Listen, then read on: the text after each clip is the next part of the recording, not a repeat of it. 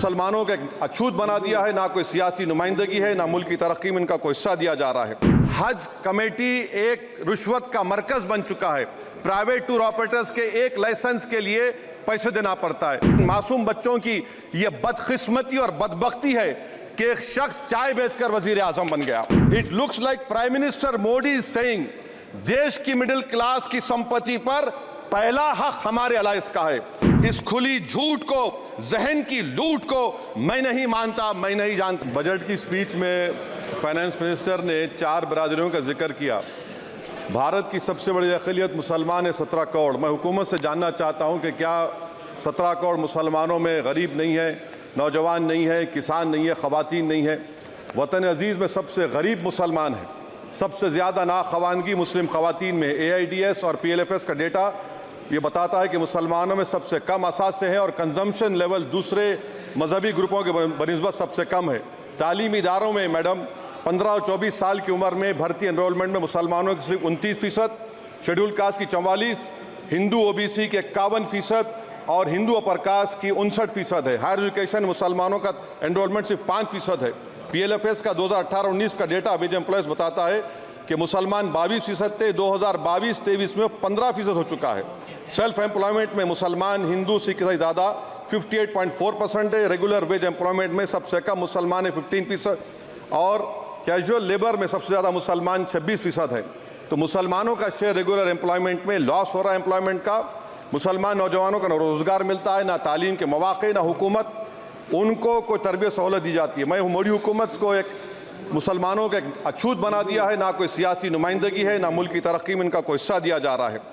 मैं madam minority welfare ministry में 2023-24 में 38% की बजट में कमी कर दी गई, 5,000 से 3,000 करोड़ कर दिया गया। इस साल के बजट में सिर्फ चंद 100 करोड़ का इजाफा किया गया, मगर 23-24 के बजट के लेवल पर पैसे मुख्तसर नहीं किए गए। ये मोदी हुकूमत की बदनीयती और झूठा कमिटमेंट है, झूठा कमिटमेंट अक़लियतों के ताल्लुक से। तालीम के उस अक़लियती स्कॉलरशिप मैडम अक़लियतों के गरीब तलबा और तालिबात को दी जाती रकम में कमी कर दी गई। 2019 में मोदी ने कहा था कि 1 करोड़ स्कॉलरशिप दिए जाएंगे, अब सिर्फ 58 लाख दिए जा रहे हैं। 47% अक़लियती एप्लीकेंट्स को हर साल स्कॉलरशिप से महरूम कर दिया जा रहा है।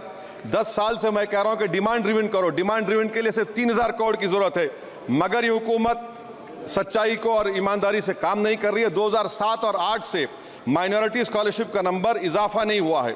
Pre matric scholarship madam Kundu committee ने कहा कि मुसलमानों में drop out rate primary level पर होता है, तो हुकूमत ने 9th क्लास से प्री मैट्रिक स्कॉलरशिप पैसे दे रही है। NDMC की इक्विटी मैडम 800 करोड़ एक मजाक है। PMGAV के में 910 करोड़ दिए गए।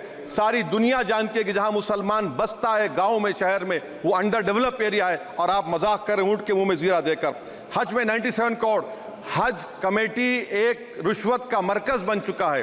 प्राइवेट टूर ऑपरेटर्स के एक लाइसेंस के लिए पैसे देना पड़ता है, बिल्डिंग सिलेक्शन के लिए पैसे देना पड़ता है, मीना मुजदलफा में कंपनी के सिलेक्शन के लिए पैसे देना पड़ता है।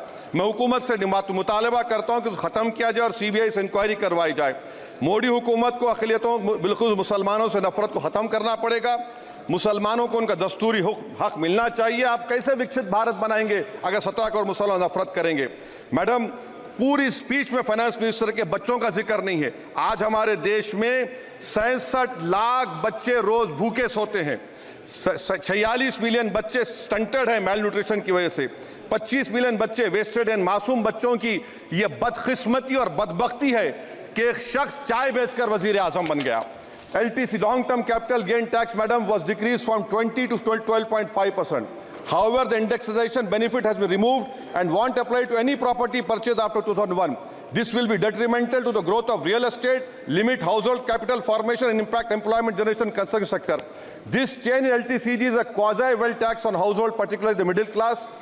इंटर्नशिप प्रोग्राम मैडम, 5 साल में आप 1 करोड़ लोगों को इंटर्न कराएंगे, यानी एक कंपनी को 4,000 लोगों को ट्रेन करना पड़ेगा। मुझे बताइए क्या ये बड़ी कंपनी का माने क्या है? It is unachievable. Will it be based on market cap, revenue, employ size?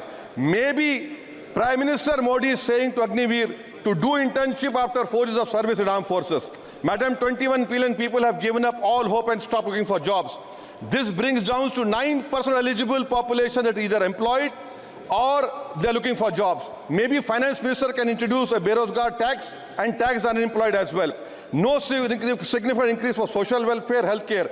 It looks like Prime Minister Modi is saying, देश की middle class की संपत्ति पर पहला हक हमारे allies का है. In real terms, when adjusted to inflation, the allocation of health ABPMJ has declined. Modi is saying he said heal in India during G20. The reality is India is hurting. Madam, this government wants to increase FDI from China. Is the Prime Minister not concerned that our armed forces cannot patrol 26 patrolling points out of 65 in Ladakh? Maybe the Prime Minister wants the Chinese monopoly Indian markets. Import from China have crossed 101 billion in 2024. Prime Minister Modi says Khelo India, but in reality the budget has shown that Modi government policy is Jhelo India. Gharib, middle class, farming, city dwellers, men and women, sab Modi ko jhel rahe hain. Madam, in the current financial year, in February 5th, 15,993 MSMEs have been closed. Total MSCs closed have 35,680. Andhra Pradesh bifurcation. This parliament passed a law. For last 10 years, Modi government has shown their intellectual dishonesty in not giving ITR, IIM, Bayaram Steel Factory, Railway Corridor Hazipet, recognition of Palmaru as National Irrigation Project. This shows intellectual dishonesty of this government. Madam, I end my speech by quoting a famous poet, and I'm amending certain verses. 133 crore इंसानों, जिंदगी से बेगानों, सिर्फ हुक्मरानों ने हक तुम्हारा छीना है. खाक ऐसे जीने पर ये भी कोई जीना है. बेशऊर भी तुमको बेशऊर कहते हैं. सोचता हो ये नादान कैसे हवा में रहते हैं. 133 करोड़ इंसानों, कब तक ये खामोशी?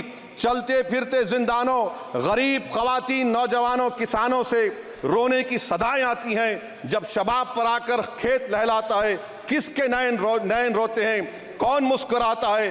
काश तुम भी समझो, काश तुम भी जानो किस कदर भयानक है जुल्म का ये ढब. देखो रख से आतिश व आहन देखते ही जाओगे, होश में ना आओगे. और अनएम्प्लॉयमेंट पर अभी बोला गया नौकरियां दे रहे हैं, तो शायर ने इनके बारे में अच्छा कहा कि फूल शाखों पर खिलने लगे तुम कहो, जाम जिंदों को मिलने लगे तुम कहो, चाक सीनों के सिलने लगे तुम कहो. इस खुली झूठ को, जहन की लूट को मैं नहीं मानता, मैं नहीं जानता. श्रेष्ठ भारत पर खबरों से जुड़े रहने के लिए चैनल को सब्सक्राइब और लाइक करें, बेल आइकन दबाएं और देखते रहें श्रेष्ठ भारत.